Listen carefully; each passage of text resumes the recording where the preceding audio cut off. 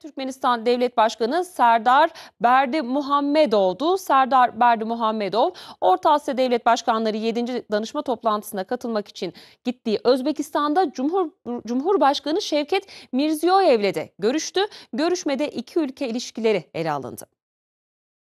Türkmenistan Devlet Başkanı Serdar Berdimuhamedov, Taşkent'te Özbekistan Cumhurbaşkanı Şevket Mirziyoyev tarafından askeri törenle karşılandı.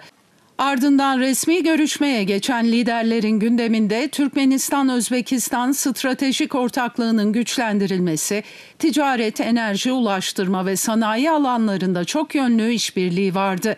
Türkmenistan Devlet Başkanı Özbekistan'a yaptığı ziyaret kapsamında Orta Asya Devlet Başkanları 7. danışma toplantısına da katıldı. Berdimuhamedov zirvede yaptığı konuşmada Türkistan coğrafyasının ekonomik ve stratejik geleceğine değindi. Bu konularda bütüncül yaklaşım geliştirilmesi gerektiğini vurguladı. Türkmen lider ayrıca Doğu-Batı ve Kuzey-Güney eksenlerinde ortak ulaştırma koridorlarının oluşturulması, ekonomik ortaklıkların güçlendirilmesi ve elektrik üretim dağıtım ağının kurulması konularına değindi. Berdimuhamedov, su kaynaklarının yönetimi, Aral Denizi'nin korunması ve çevre diplomasisinin daha koordineli yürütülmesi için bölgesel dayanışma çağrısında bulundu.